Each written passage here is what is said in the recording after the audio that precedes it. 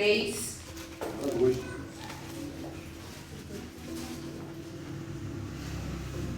Glória a Deus, aleluia, Jesus. Salmo 133, para nós meditarmos na palavra do Senhor nessa noite.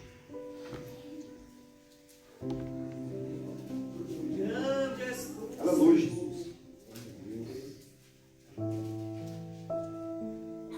Glória a Deus. Todos acharam?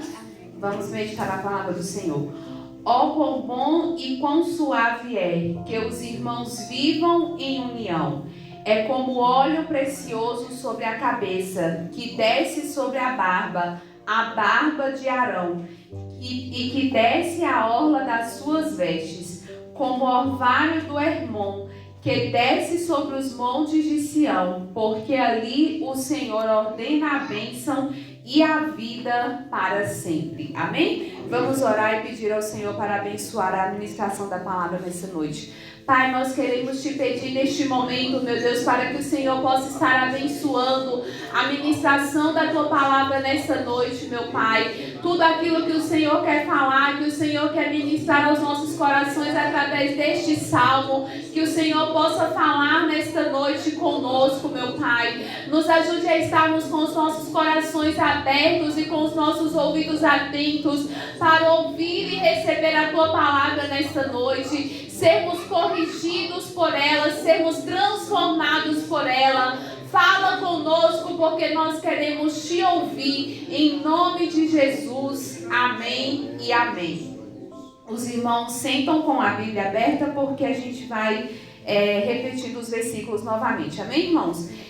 Nós estamos estudando os salmos, os cânticos dos degraus, né? Hoje é o penúltimo salmo, semana que vem já encerra o cântico dos degraus. Quem está gostando do estudo, diz amém. Amém. Quem está aprendendo muito com os salmos, diga amém. Amém. Eu estava hoje conversando com o Estevão e falando com ele, né, que eu, pelo menos, né, tinha esse hábito de passar pelos salmos de forma muito rápida, né? Às vezes a gente lê ali rapidinho e passa, não para meditar.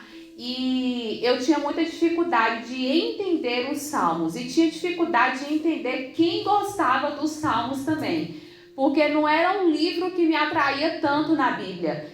E depois que, desde o estudo do Cântico dos Degraus, que a gente começou a meditar de forma mais profunda, a gente vê a importância e a profundidade que tem este livro, né, irmãos? Às vezes um salmo muito pequenininho traz verdades muito grandes e fala conosco de forma muito profunda. Então a Bíblia toda, ela é realmente inspirada por Deus e ela fala realmente conosco.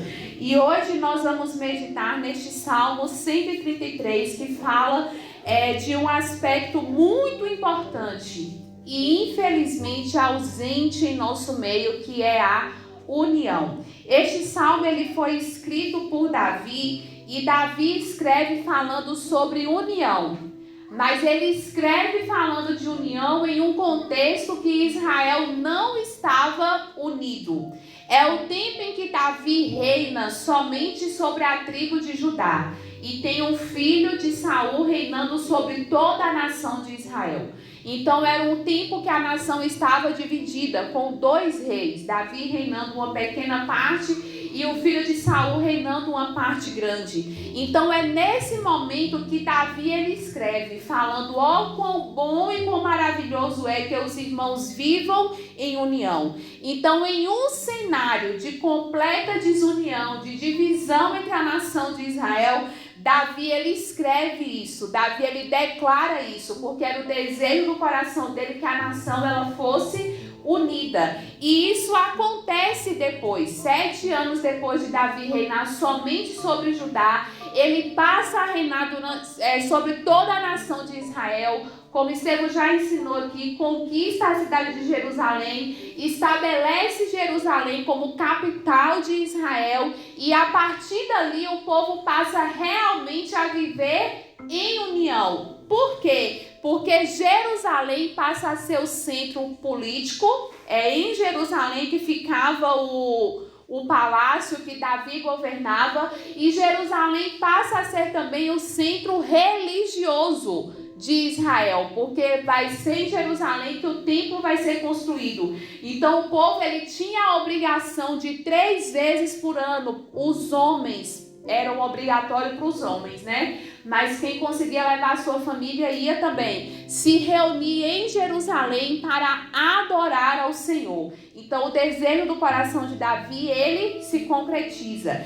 E por que os Salmos ele vai ser relembrado no Cântico dos Degraus? Os irmãos que estão acompanhando aqui desde o início vai se lembrar que lá no primeiro salmo do Cântico dos Degraus, Estevão explicou que foi um salmo que o povo de Jerusalém cantava quando eles voltaram de onde? Do cativeiro de onde? Do cativeiro da Babilônia. Grava isso na mente de vocês, viu? Por que é Cântico dos Degraus? Porque é o cântico que o povo cantava quando eles voltaram da Babilônia para reconstruir Jerusalém. E por que eles cantaram um salmo de Davi, que já tinha morrido, que já tinha tanto tempo que tinha escrito este livro dos Salmos? A gente precisa voltar um pouco para a gente entender uma coisa que é muito importante. Lembra que nós estamos falando sobre união. Na época que Deus ele chamou a nação de Israel, Deus chamou o povo de Israel para ser um povo unido. Presta atenção nisso. E não era o povo unido, eram as famílias que tinham que ser unidas. Existia essa grande preocupação das famílias serem unidas. Quem é a família? O pai, a esposa com os filhos. Viverem todos em união. Presta atenção na vida de Jacó. Jacó ele tinha 2 esposas e tinha 12 filhos. Os filhos de Jacó, eles casavam, eles tinham filhos, mas eles não saíam de perto dos pais. Para onde eles iam, para onde Jacó ia, todos os filhos dele iam juntos. Porque a família ela tinha que ficar unida.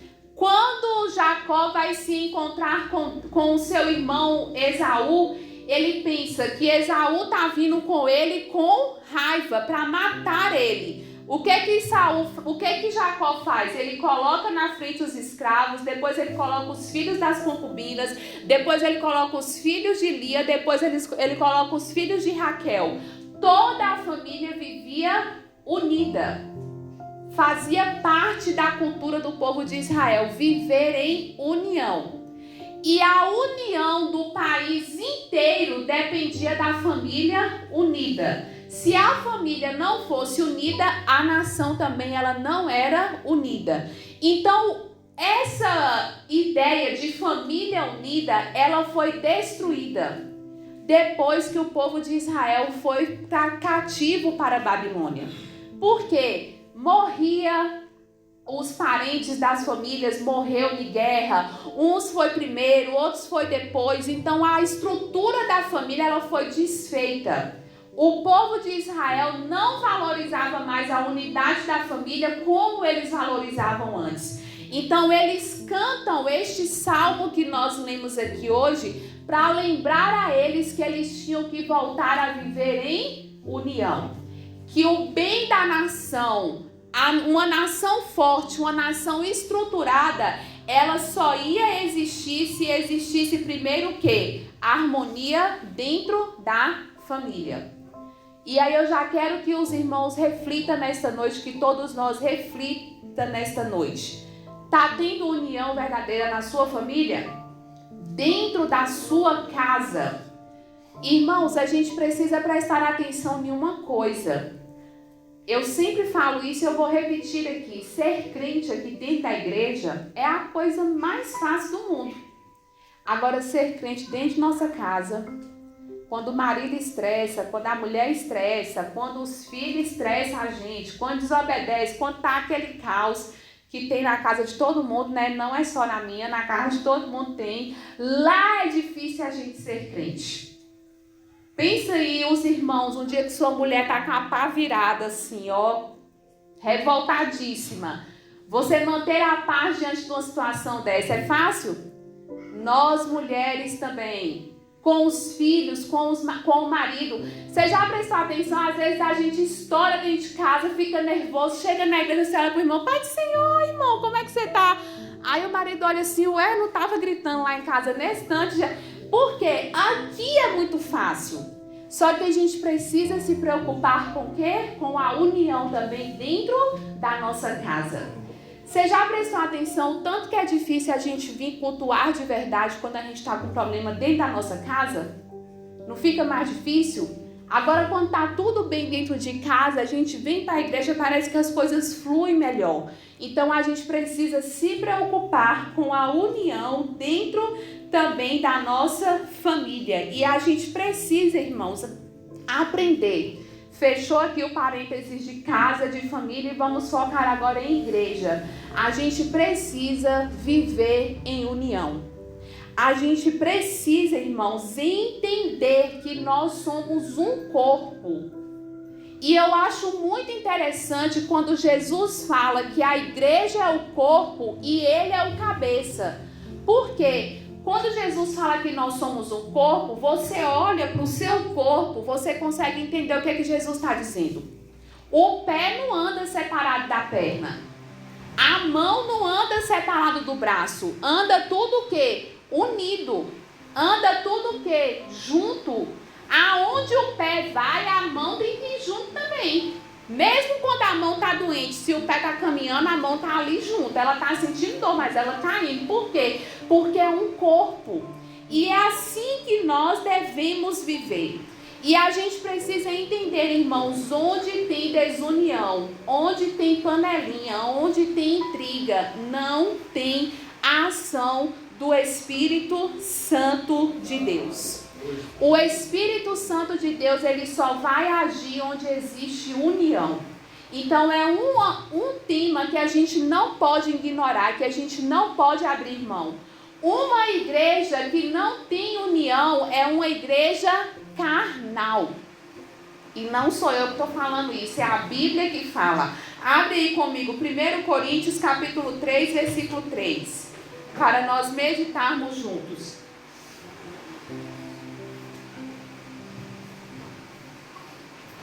Deus, 1 Coríntios capítulo 3, versículo 3.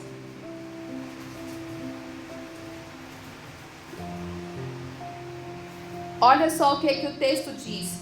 Porque ainda sois carnais, pois havendo entre vós inveja, contenda e dissensão, não sois porventura carnais e não andais segundo os homens? Tá vendo? Onde existe desunião, onde existe inveja, onde existe contenda, é sinal de quem é que está dominando ali? A carne e não o espírito. E a gente precisa olhar por nós mesmos. Se eu sou uma pessoa confusenta, se eu sou uma pessoa que gosta de briga, de intriga, de confusão, é sinal de que eu sou um crente carnal. Eu não sou um crente espiritual. A gente tem que ter esse entendimento. Então, para viver a união do jeito que a Bíblia exige de nós, a gente precisa da ajuda do Espírito Santo. Lembra aqui comigo e pensa comigo, não é fácil você viver em união com uma pessoa que pensa diferente de você. Não é fácil você viver em união quando você quer A e a pessoa quer B. Não é fácil viver em união com pessoas que são complicadas, com pessoas que são feridas, com pessoas que têm problemas na alma, com pessoas que têm problemas de todo tipo. Não é fácil e a gente só consegue com a ajuda de quem? Do Espírito Santo de Deus. Vamos lá agora estudar, ler novamente o versículo 1. Ó, quão bom e quão suave é que os irmãos vivam em união. O salmista podia muito bem escrever: é bom viver em união, é agradável viver em união, mas ele resolve enfatizar: ó, quão bom, ou seja, é muito bom. Por mais difícil que seja, é muito bom viver em união. E a primeira coisa, irmãos, que a gente precisa entender para viver em união é que nós temos que ser nascidos de novo. A gente acabou de ler agora, quem não vive em união é carnal. Então só consegue viver em união aquele crente que nasceu de novo. Aquele crente que morreu para a velha natureza. Aquela pessoa que o velho homem morreu de verdade. Foi crucificado. E hoje vive o novo homem. Porque a gente só vai conseguir, vou repetir novamente, se mantermos unidos se a gente tiver o Espírito Santo em nossas vidas. E o Espírito Santo, ele só está na vida de quem é nova criatura. O Espírito Santo, ele é santo. Ele não se mistura com quem vive em pecado, com quem vive na prática do pecado, com quem ainda não morreu para o pecado. Então a gente tem que entender isso. A gente só vai conseguir viver em união de verdade se nós realmente tivermos morrido para o velho homem e estiver vivendo em nós a nova criatura. E os irmãos vão prestar atenção neste versículo e em outros textos da Bíblia que a gente vai ver daqui a pouco. É o desejo do coração de Deus viver, que o povo dele vive em união. Mas é muito triste a gente saber que o povo de Deus não vive em união. E se a gente for prestar atenção, isso acontece desde o início da Bíblia. Vamos relembrar de algumas histórias dentro da Bíblia de gente que não viveu em união, de famílias que não viveram em união. Caim matou Abel, seu próprio irmão. Os irmãos de José se juntaram todos para vender José para o Egito, porque eles não suportavam conviver com José. Ló acaba discutindo com Abraão e eles precisam se separar. Dentro da casa do próprio Davi existia desunião. Se a gente for lá para o Antigo Testamento, Paulo briga com Barnabé por causa de João Marcos e os dois se separam, vai um para um lado e vai outro para o outro. A igreja primitiva começou uma igreja unida, mas depois ela começa a ter brigas. Por que a gente afirma isso? Porque Paulo está escrevendo esse versículo que a gente leu para a igreja de Corinto. Então a gente vê o povo desobedecendo a ordem do Senhor durante toda a Bíblia. Isso aconteceu no passado e acontece hoje também do mesmo jeito. Só que a pergunta que fica para mim e para você, a gente vai escolher fazer a vontade de Deus, obedecer à vontade de Deus, ou a gente vai escolher fazer a vontade da nossa carne? A decisão ela tem que partir de mim e de você. A gente está conhecendo aqui hoje que a vontade de Deus é que a gente viva em união. Só que é a gente que vai decidir se a gente vai obedecer ou não à ordenança do Senhor. Irmãos, eu quero falar com vocês aqui de uma união verdadeira. Não é uma união falsa. Você sabe por quê? É muito fácil você estar aqui dentro da igreja, você não briga com ninguém, você não fala mal de ninguém, você dá a paz do Senhor para todo mundo, entra e sai aqui de boa, mas mesmo assim você não viver a união verdadeira. Sabe por que isso é possível? Porque a união verdadeira ela diz respeito a nós vivermos como um corpo. Então é aquela coisa, doeu no irmão, tem que doer em mim. O irmão está passando uma necessidade, eu preciso cuidar dele e tratar dele como se eu estivesse resolvendo a minha necessidade. O irmão não está tendo força de vir para a igreja, eu tenho que me preocupar e cuidar dele como eu queria ser cuidada se fosse eu que estivesse fraca espiritualmente. Você está vendo que é muito possível a gente viver em paz aqui dentro, mas a gente não está vivendo a união verdadeira se a gente não se importar de verdade com os nossos irmãos. E a gente precisa, irmãos, ter essa percepção entre nós aqui, ó. Enquanto ela estiver falando, vai lembrando na sua cabeça dos irmãos aqui da igreja, que é a nossa congregação local. A gente tem que ser unido com todo o corpo de Cristo. Mas com quem a gente convive mesmo são os irmãos aqui da nossa igreja local. E eu queria que você pensasse, que eu refletisse, eu estou vivendo em verdadeira união com cada irmão que congrega aqui? Ou eu só vim aqui, cultuo, vivo em paz com todo mundo, vou embora e tanto faz, tá sofrendo, não tá, não tô nem aí. A gente tem que ter essa preocupação. Eu achei muito bonito esses dias a nossa irmã Neuza. A irmã Ana, ela estava aqui sem carona para ir embora. Porque quando o irmão Jai vem, ele leva ela, né? Já é garantida a carona dela. E ela mora longe da igreja. E Neuza ficou em pé ali na porta, dando um jeito de alguém levar a irmã Ana. Porque é uma pessoa idosa que mora longe.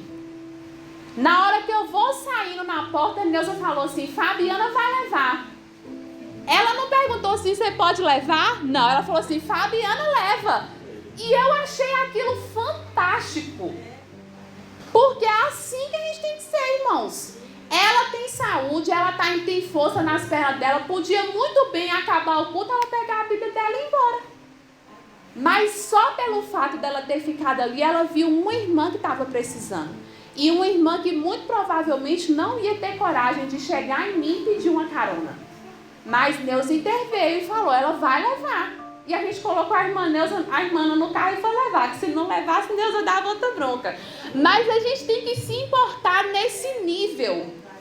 E você presta atenção aqui nessa história que eu acabei de contar. Se são crentes que não são espirituais vivendo essa história, Neuza podia pegar a Bíblia dela e ir embora quando o culto acabasse. Eu aguento ir embora, quem não aguenta se vira, não tô nem aí. Quando ela falou comigo, eu podia muito bem olhar: mas tu é ousada, né? Por que não pergunta primeiro se eu posso?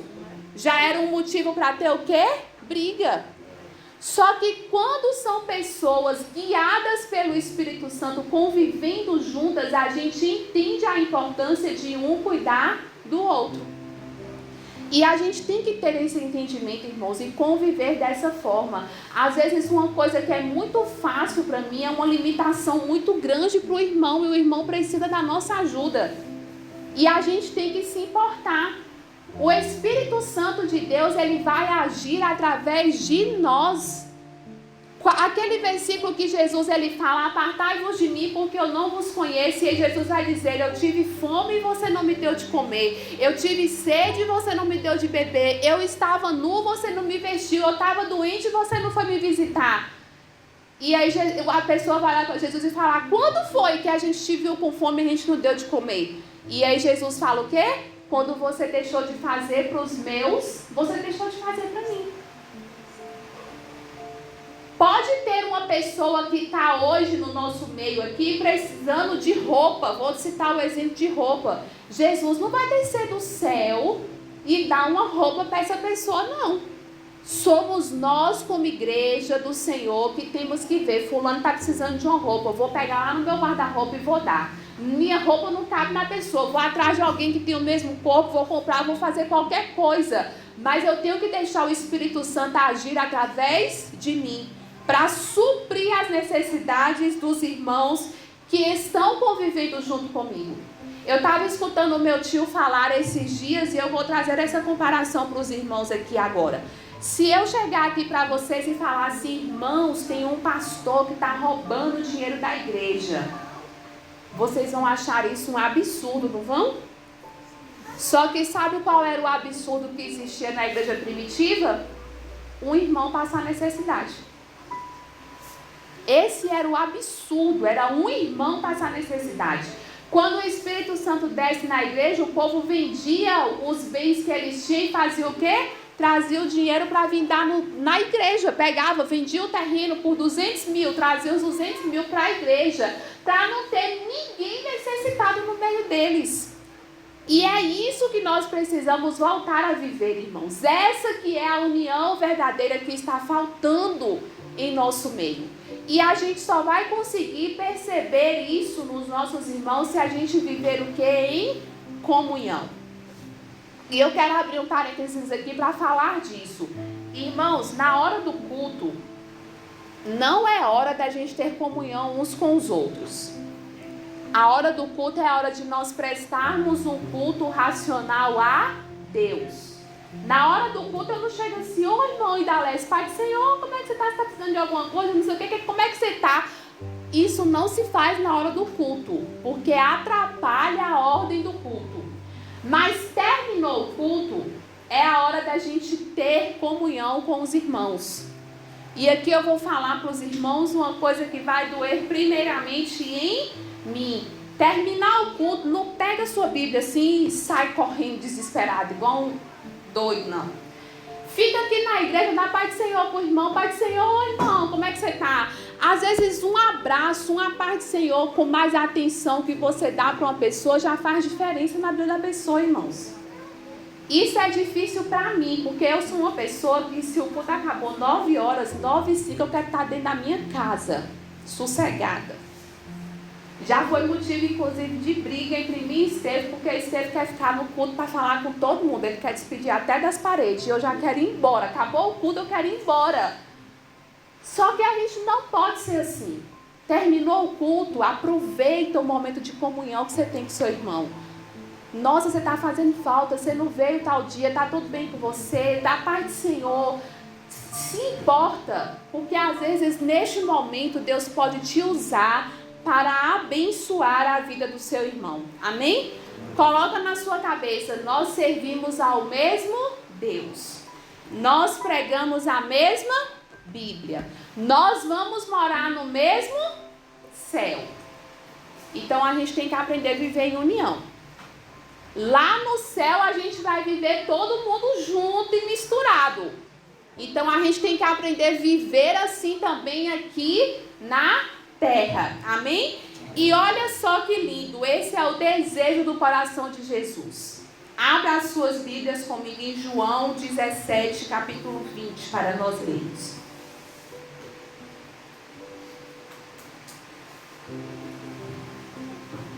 Evangelho de João, capítulo 17, versículo 20.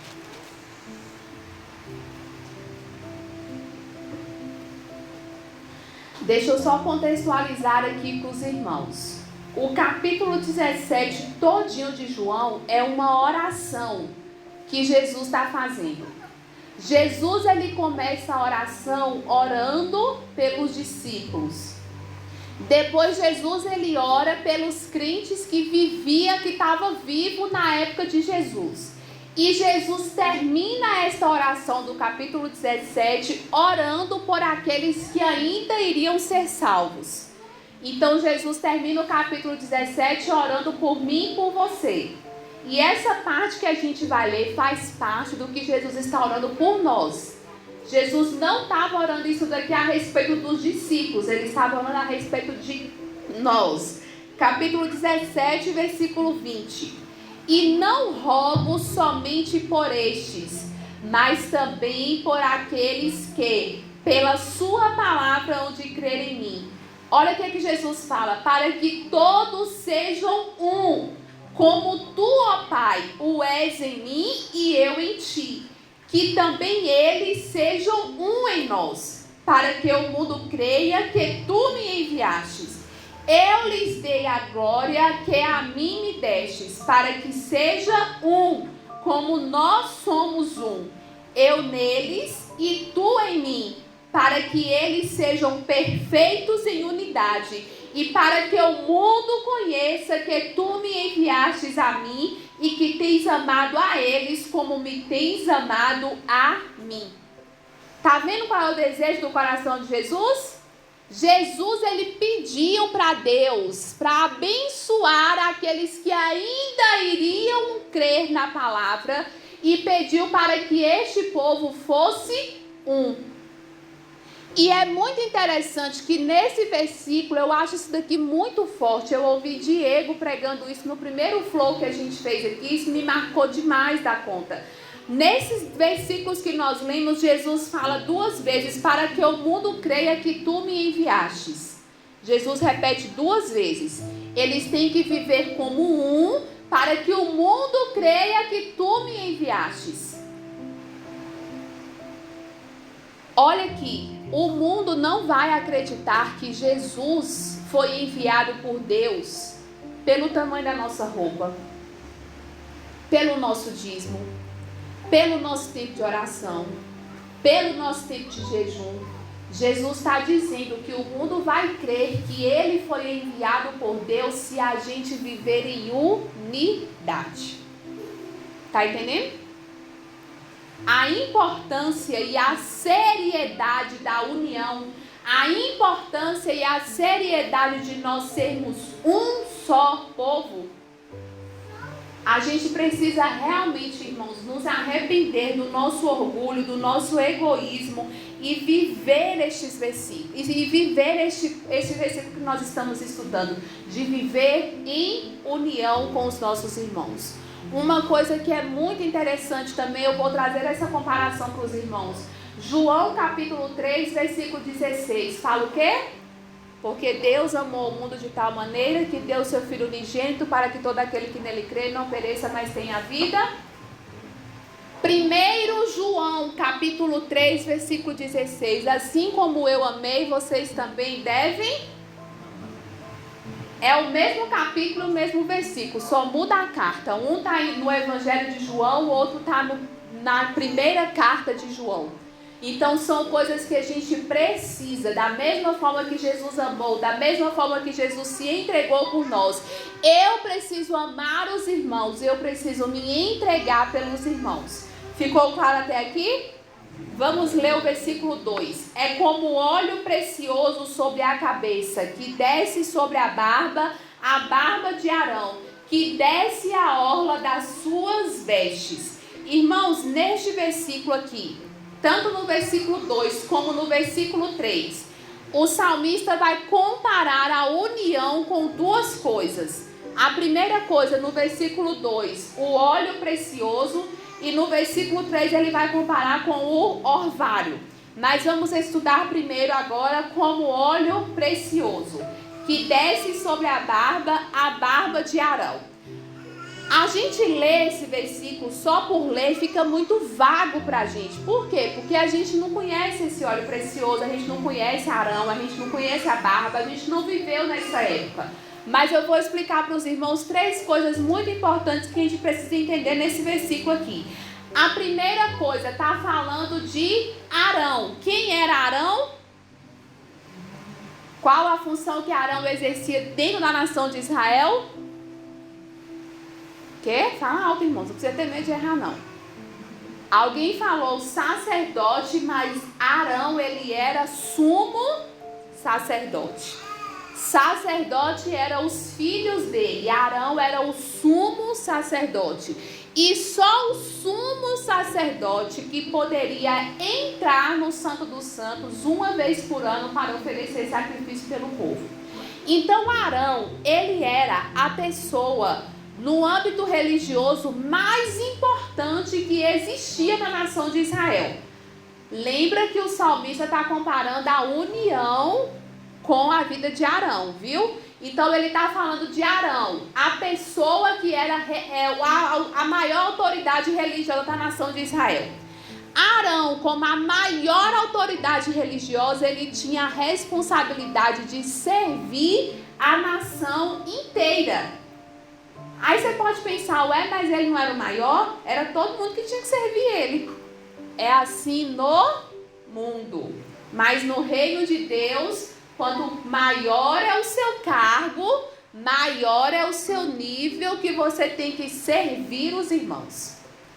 Pensa nisso. Quanto mais você cresce na escadinha do reino de Deus, mais servo você tem que se tornar. Mais gente você vai servir. Quem é regente do grupo de senhoras? Serve somente o grupo de senhoras. O pastor que está acima da regente, ele não serve só o grupo de senhoras, ele tem que servir a igreja toda. E era assim com Arão, ele tinha a responsabilidade de servir a nação toda. E além disso, ele tinha a obrigação de ensinar o povo a ser unido. Por isso que o salmista vai falar de Arão aqui. A outra coisa que o salmista fala é da barba. Hoje, principalmente dentro do nosso ministério, não tem o costume de usar barba. Os homens não usam barba no nosso ministério. Mas a barba para o povo judeu é algo sagrado. Para o judeu ter barba, o homem ter barba é um sinal de honra. E naquela época, quando o homem tinha quanto mais bonita fosse a barba do homem, mais representava diante da sociedade que ele era uma pessoa sábia, que ele era uma pessoa que tinha que ser honrada. Então o versículo fala de Arão, que era uma figura importantíssima na nação de Israel, fala da barba, que era uma coisa que os israelitas valorizavam muito, e depois o salmista fala do óleo. E a gente vai estudar agora sobre este óleo. Eu quero que vocês abram comigo lá em Êxodo, capítulo 30, para a gente entender a importância do óleo. Êxodo, capítulo 30, versículo 22 até o 25.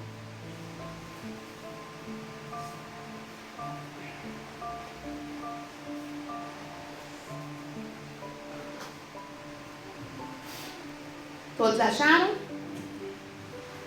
Êxodo, capítulo 30, do versículo 22 até o 25. Olha só o que o texto fala.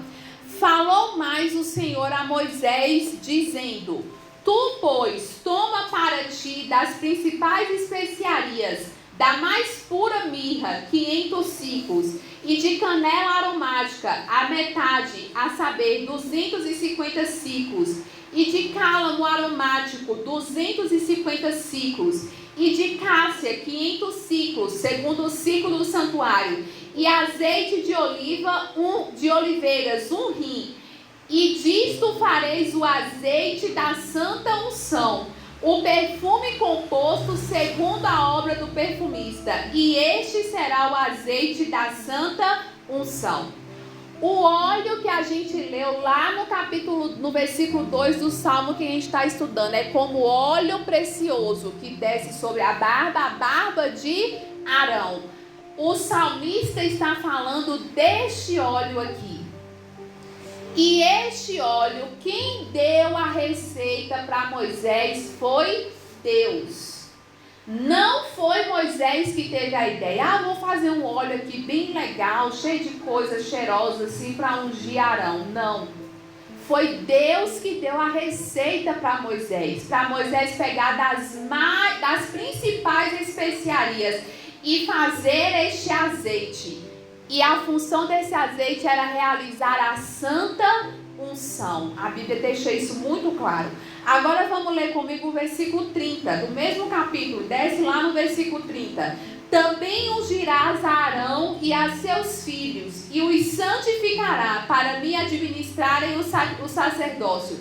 E falarás aos filhos de Israel, dizendo: Este me será o azeite da santa unção nas vossas gerações. Presta atenção. Não se ungirá com ele a carne do homem, nem fareis outro semelhante conforme a sua composição, pois é santo e será santo para vós. O homem que compuser tal perfume como este, ou dele puser sobre um estranho, será extirpado dos povos. A gente está falando de união. A Bíblia fala que a união é como óleo que desce sobre a cabeça de Arão. E o óleo era este daqui. E Deus, ele deixa uma ordenança muito clara. Este óleo é para ungir o sacerdote. Quem usar este óleo de forma indevida vai ser extirpado, vai ser morto. Sabe o que este óleo representa para mim e para você hoje? O Espírito Santo. Quem cometer blasfêmia contra o Espírito Santo de Deus não tem o quê? Perdão. Da mesma forma que o povo de Israel tinha que levar, irmão, Deus chega me arrepio, da mesma forma que o povo de Israel tinha que levar com muita seriedade este óleo aqui, nós do Novo Testamento temos que levar com muita seriedade a presença do Espírito Santo. E a união, que é este assunto tão importante que nós estamos tratando aqui, ela só vai ser gerada em nós se nós tivermos quem? O Espírito Santo. E da mesma forma que o óleo do Antigo Testamento tinha uma função específica para ungir um tipo de pessoa, o Espírito Santo de Deus também é assim. Ele só está sobre quem é filho de Deus. Está ficando claro para os irmãos?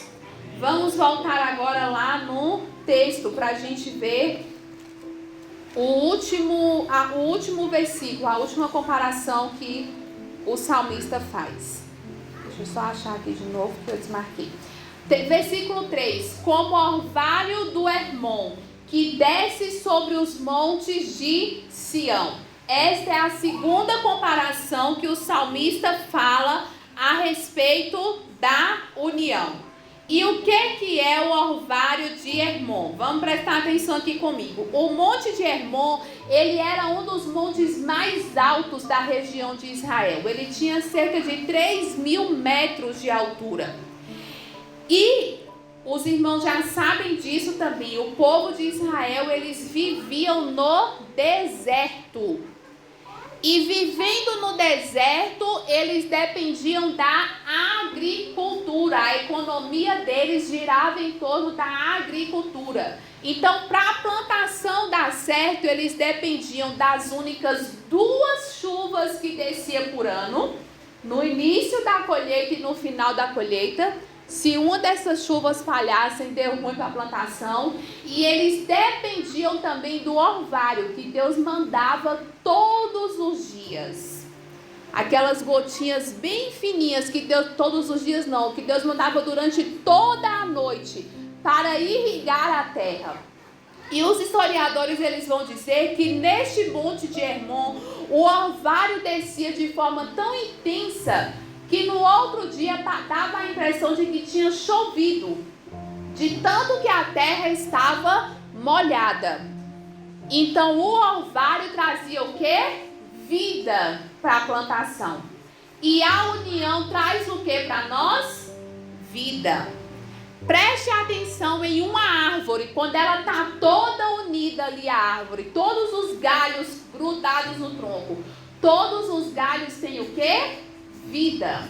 Se um galho se afasta do tronco, o que ele acontece? Morre. Pega numa folha que está no tronco, uma folha que está grudada no tronco. Você aperta ela, ela continua do mesmo jeito. Pega uma folha seca, você aperta ela, ela esfarela toda, porque ela está morta. Compara isso com a igreja. Se nós estivermos unidos em Jesus, todos nós unidos como um só corpo, nós teremos o quê? Vida. Se a gente estiver desunido, vai existir o que em nosso meio? Morte, decomposição. E a depender do que estiver se decompondo, tem cheiro ruim, fede. Preste atenção, uma folha quando ela está se decompondo, ela não exala cheiro nenhum, mas uma carne quando está se decompondo, ela fede. E aí o que a Bíblia fala que nós temos que fazer? Nós precisamos exalar o bom perfume de Cristo, por onde a gente passa. Mas isso só vai acontecer se a gente, vou repetir, tiver nascido de novo, tiver sido guiado pelo Espírito Santo e tiver vivendo em união. Uma outra coisa, irmãos, que o orvalho, ele tem símbolo na Bíblia. Eu falei para os irmãos que o símbolo do óleo que ungiu Arão para nós hoje é o Espírito Santo. E o símbolo do orvalho para nós hoje é a palavra de Deus.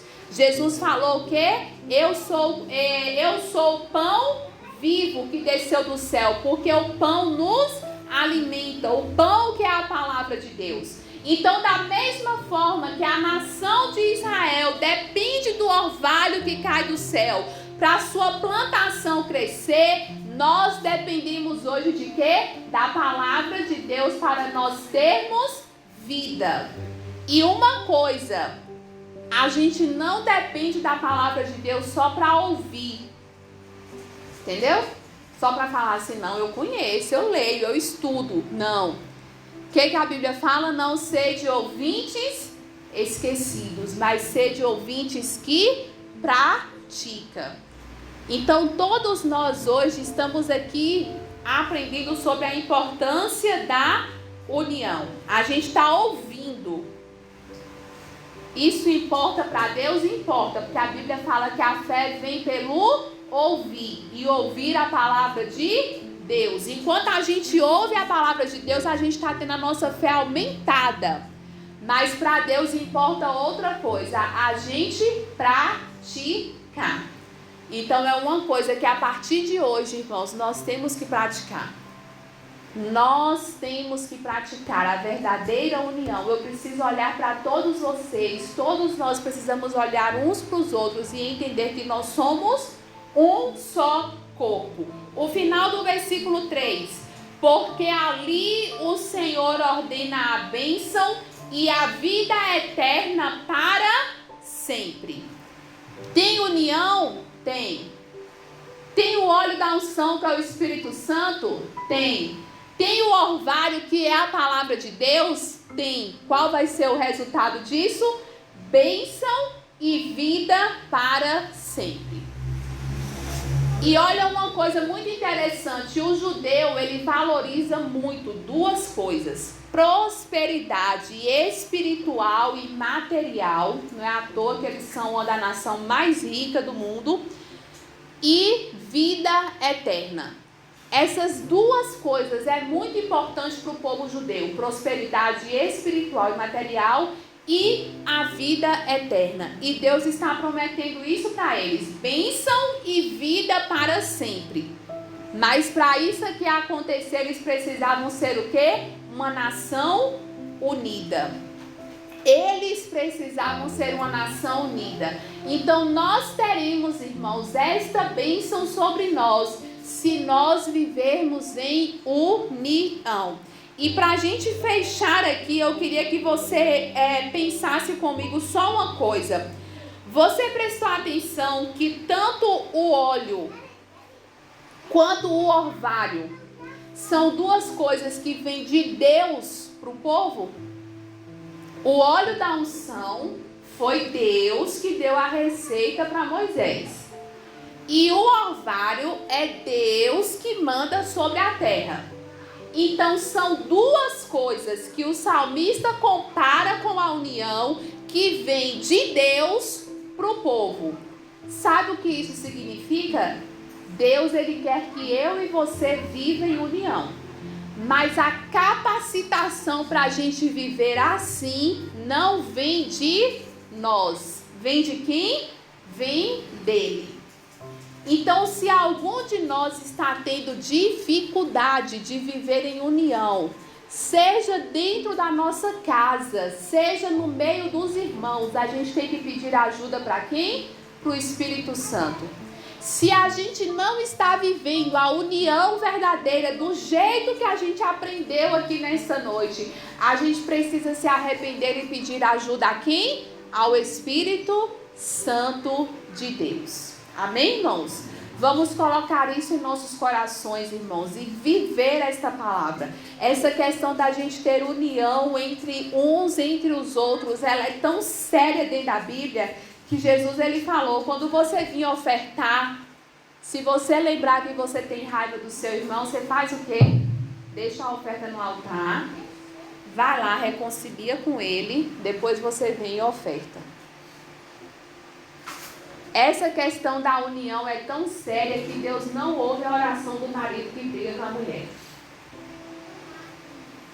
Aí às vezes tem coisas na nossa vida que está travada e a gente não está sabendo por quê. Meu Deus, mas eu estou orando tanto, eu estou jejuando tanto, eu estou pedindo tanto por isso, por que que não está acontecendo?